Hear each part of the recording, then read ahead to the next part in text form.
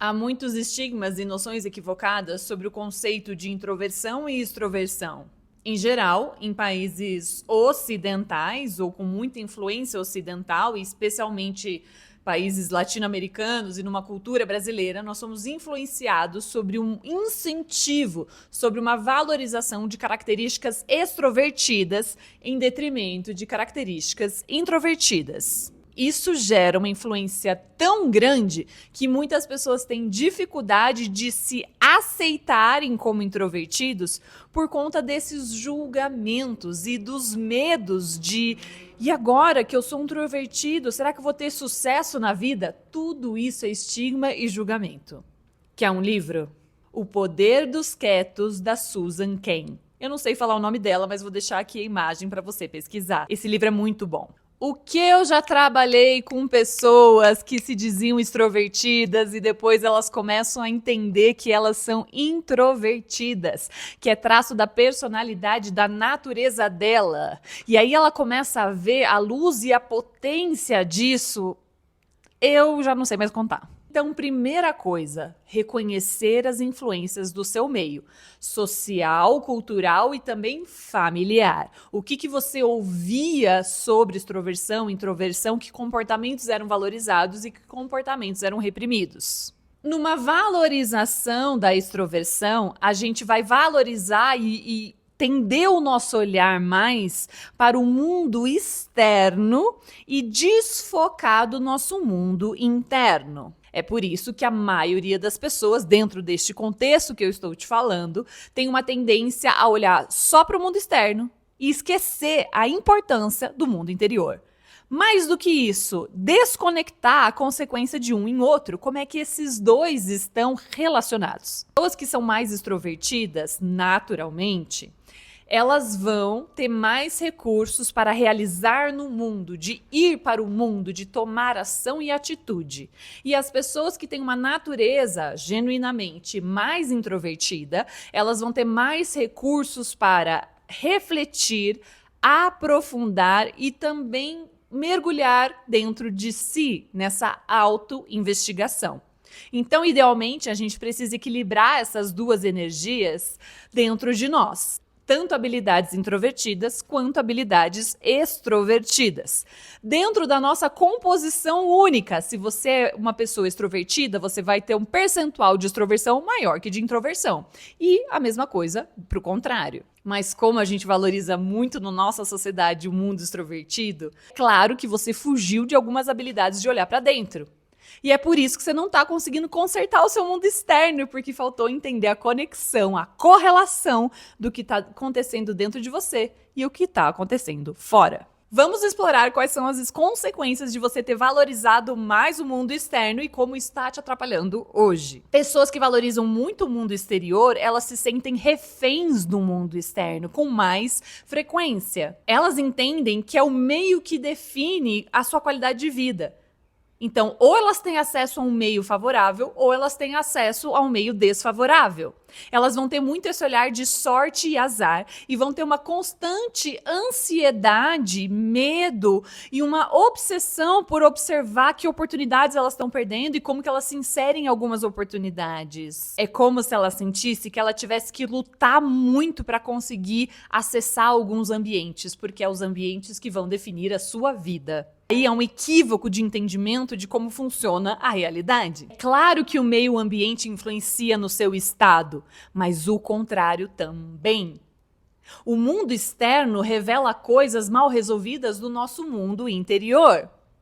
Muitas pessoas têm dificuldade de aceitar essa proposição porque elas olham para o meio externo e falam: mas minha vida tá toda cagada, tá tudo bagunçado, quer dizer que eu tô cagado por dentro? Eu não chamaria dessa forma, eu costumo chamar da nossa tralha particular. Nós temos gavetas e gavetas e gavetas e muita tralha guardada dentro de nós e boa parte dessa tralha, a maioria dela, fica escondida no nosso inconsciente. E aí, se a gente tenta entender a nossa vida e o que acontece à nossa volta apenas com a informação que a gente tem no consciente, a gente não consegue resolver esse enigma, porque esse enigma só vai ser compreendido quando a gente acessa informações simbólicas e subjetivas do nosso inconsciente.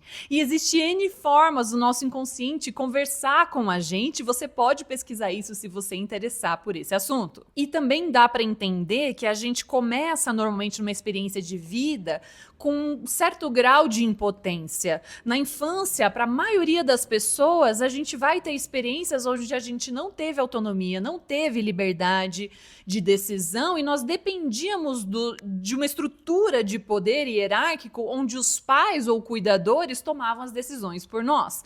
A criança não tem acesso a recursos financeiros, então ela não tem poder de escolha sobre a sua própria vida. Então, a maioria das pessoas sentiu essa privação lá no lar, exceto algumas experiências que tiveram uma educação, né, mais autônoma, mas é raro.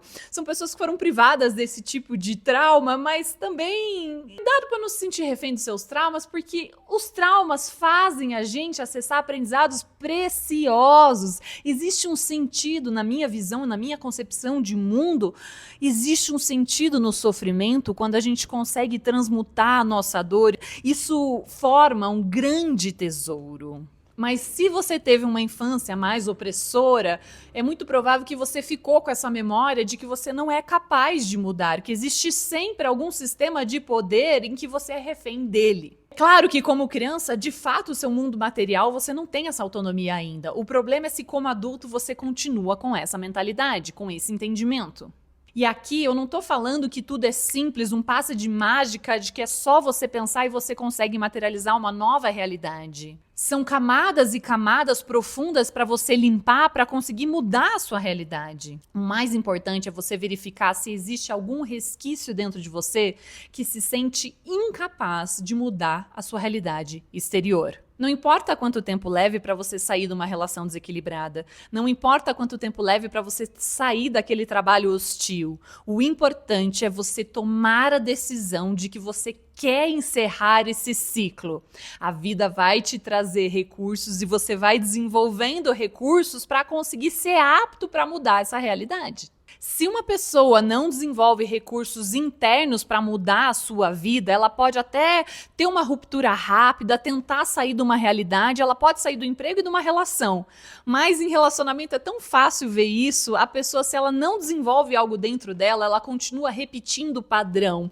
Então você pode se apaixonar por um novo galã, daqui a pouco você vai estar se sentindo lixo de novo se você tiver esse padrão de se colocar em relações onde você se sente muito inferiorizada. Para a gente quebrar os padrões da nossa vida, eu preciso entender o que dentro de mim está alimentando esse padrão. Você não consegue mudar de realidade se você não tiver concluído alguns aprendizados. Uma forma da gente ver isso é que a vida dá pistas de que você vai encerrar um ciclo. E aí a gente precisa trazer um olhar abstrato e simbólico, não dá para interpretar tudo de forma muito literal. Vão acontecer coisas na sua vida acelerando o seu processo de encerramento de ciclo, tanto facilitando para fechar a porta, quanto facilitando para abrir novas portas. A vida se comunica através das sincronicidades. São coisas que acontecem que você não consegue controlar, que não estava no seu radar, mas que trazem pistas simbólicas e significativas sobre como você consegue encerrar aquele ciclo. Uma ajudinha te empurrando para fora. Às vezes a gente não consegue entender esses encerramentos de ciclo como coisas positivas. Só depois, lá na frente, que a gente percebe que a vida estava tentando te tirar de um lugar que não era para você estar. Uma pessoa só consegue mudar de realidade quando ela adquire esses recursos internos que a tornam apta para essa mudança. Então observa se você anda justificando as infelicidades da sua vida apenas pelo meio exterior. De novo, a gente vai compreender o seu contexto. É claro que o seu ambiente afeta o seu estado interior, afeta as suas emoções, afeta a sua qualidade de vida. Mas o que eu estou interessada é o que falta de recurso dentro de você para que você seja capaz de encerrar esse ciclo. Seja capaz de sair desse trabalho, seja capaz de terminar essa relação. Em outras palavras, é quando alguém fala assim, nossa, meu trabalho me faz muito infeliz, ele é muito ruim, aí você chega para ela e fala assim, e por que você não muda de trabalho?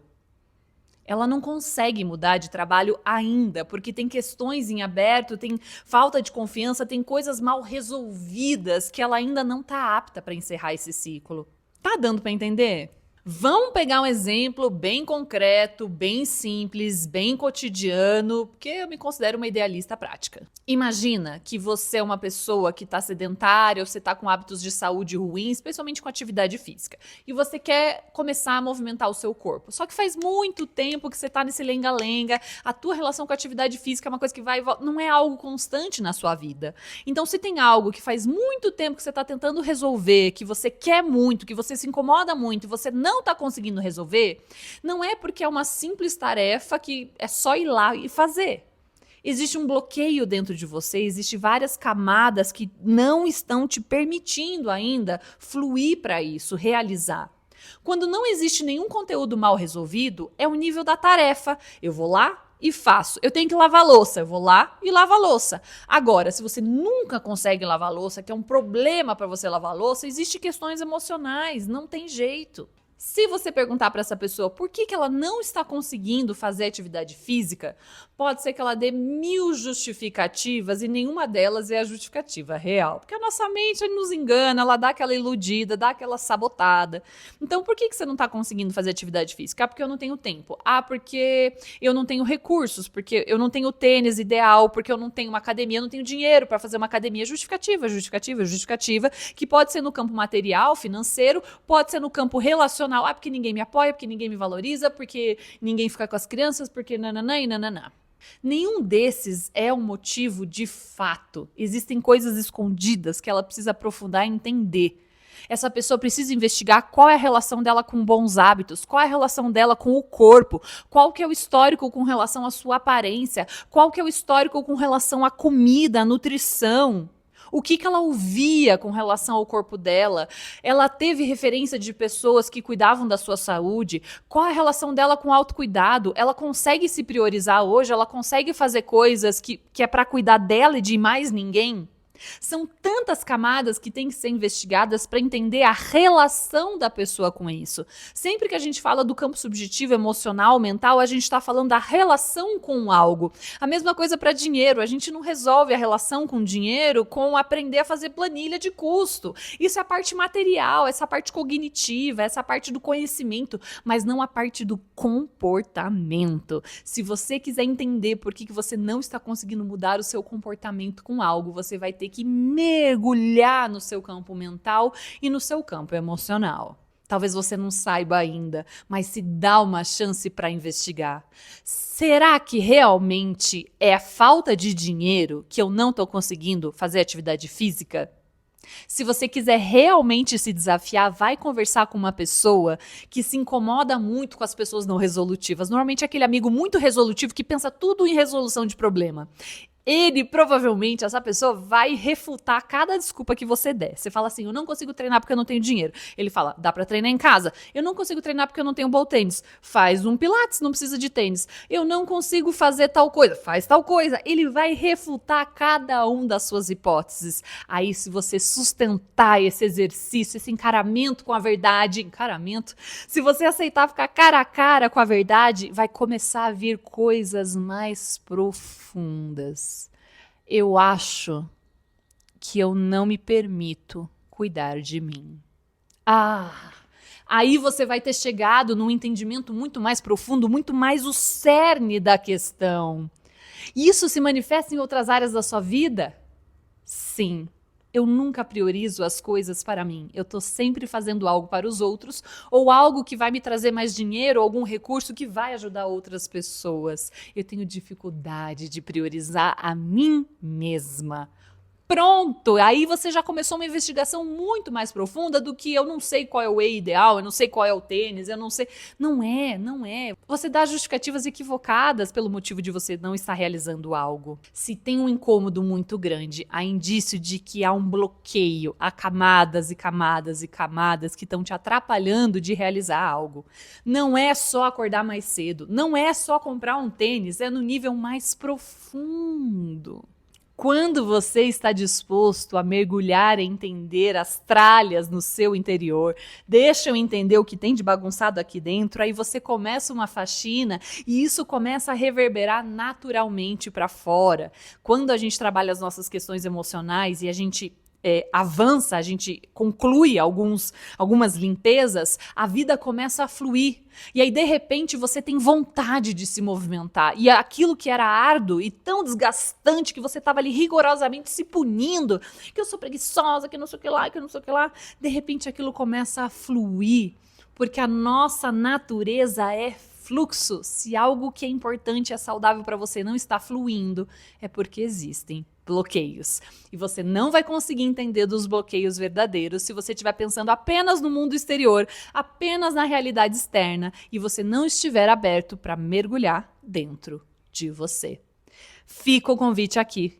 Pega um objetivo da sua vida, algo que você está batendo a cabeça há muito tempo, e começa a investigar qual é a real razão de que isso não está conseguindo ser realizado na minha vida. O que tem de histórico, de memória meu e dos meus ancestrais com relação a esse tema. É isso por hoje. Até o próximo vídeo.